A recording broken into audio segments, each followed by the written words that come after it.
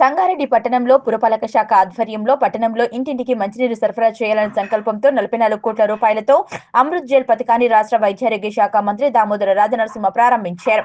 సంగారెడ్డి జిల్లా పర్యటనలో భాగంగా జిల్లా మహిళా సమైక్య ఆధ్వర్యంలో నిర్మించిన వాణిజ్య దుకాణాల సముదాయ భవనాన్ని మంత్రి దామోదర రాజనరసింహ ప్రారంభించారు. అనంతరం మహిళా సమైక్య ఆధ్వర్యంలో రాష్ట్రంలో మహిళల చేత నిర్వహించే తొలి పెట్రోల్ పంపును 2 కోట్ల రూపాయలతో ఇండియన్ ఆయిల్ పంపు ఏర్పాటుకు శంకుస్థాపన చేశారు. ఈ సందర్భంగా మంత్రి దామోదర రాజనరసింహ మాట్లాడుతూ రాష్ట్రంలో సంగారెడ్డిలో మహిళల ఆధ్వర్యంలో తొలి పెట్రోల్ బంకును ఏర్పాటు చేయడం అభినందనీయమన్నారు. మహిళలు చదువుకుంటే సమాజంలో ఒక మార్పు వస్తుందన్నారు. శ్రీమతి సావిత్రిబాయి పూలే స్ఫూర్తిని తీసుకుని ముందుకు పోవాలని మహిళలకు పిలుపునిచ్చారు. 1993లో ఆందోళనలో మహిళా సంఘాలకు 5 ఎకరాల భూమిని ప్రభుత్వం కేటాయించామన్నారు. మహిళలు సంపూర్ణంగా అన్ని రంగాల్లో ఎదగాలని మంత్రి దామోదర రాజనరసింహ ఆకాంక్షించారు. స్వయం ఉపాధిని పెంచుకునే విధంగా మహిళలు ఆలోచించాలన్నారు. విద్యతో ధైర్యం, స్థైర్యం పెరుగుతుందన్నారు. రాజకీయాలకు అతీతంగా మహిళలు ఎదిగేలా ప్రభుత్వం ప్రోత్సాహాన్ని అందిస్తుందన్నారు. మహిళా సమైక్య సభలు అనేక అభివృద్ధి పనులతో పాటు స్వయం ఉపాధి సాధించేలా తమ కార్యాచరణను రూపొందించుకోవాలన్నారు. మహిళలకు అభివృద్ధికి ప్రభుత్వం కట్టుబడి ఉందన్నారు. ఈ సందర్భంగా జిల్లా మహిళా సమైక్యకు ప్రభుత్వం తరపున 25 లక్షల రూపాయలను అందించారు. ఈ కార్యక్రమంలో మెదక్ పార్లమెంటు సభ్యులు రఘునందన్ రావు, స్థానిక శాసనసభ్యులు ప్రభాకర్, రాష్ట్ర ప్రభుత్వ సంస్థల చైర్మన్లు శ్రీమతి నిర్మల జగ్గారెడ్డి, ఫాహిం, కలెక్టర్ క్రాంతి, స్థానిక ప్రజాప్రతినిధులు, జిల్లా అధికారులు, మహిళా సమైక్య సభ్యులు పాల్గొన్నారు. ఈ కార్యక్రమానికి విచ్చేసిన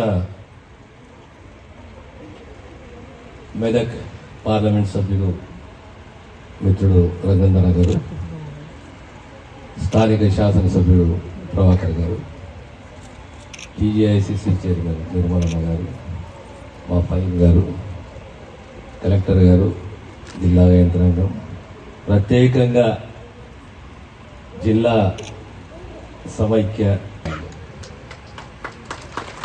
ప్రత్యేకంగా మహిళలు నిర్వహించాలి, దానికి సంపూర్ణంగా సహకరించిన ఐఓసి ఆర్గనైజేషన్, ల్యాండ్ కేటాయించడం ప్రభుత్వము,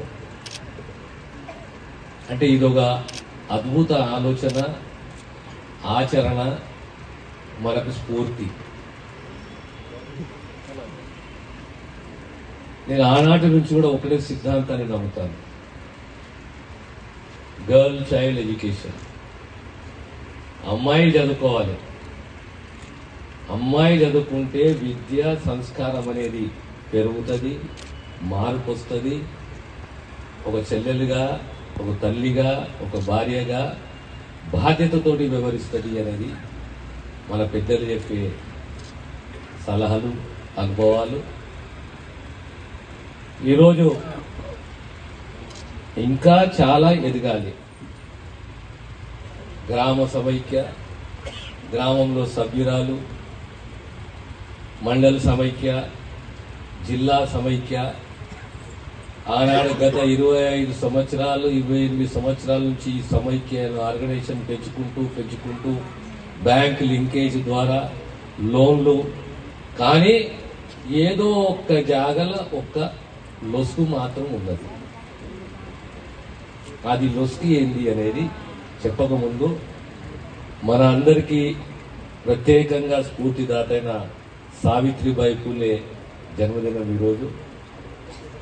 ఆవిడ మొదటి మహిళా ఉపాధ్యాయులు, సంపూర్ణంగా నమ్మింది వనిత విద్యావంతురాలు కావాలని చెప్పేసి వారిని స్ఫూర్తిగా తీసుకొని ఈరోజు మనం 3 మందికి ఉపాధి కలుగుతుంది.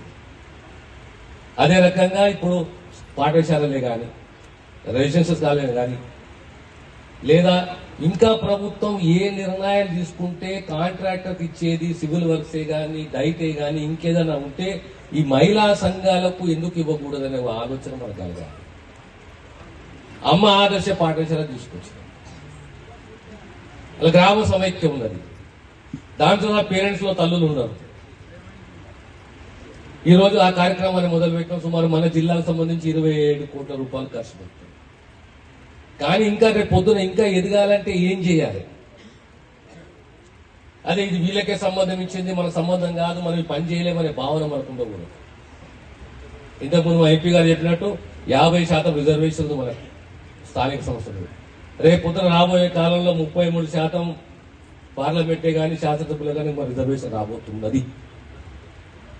కానీ దానికి సమానంగా మనం ఏమి చేస్తే ఎదుగుతాం అనే ఒక ఆలోచన మనకు కలగాలి.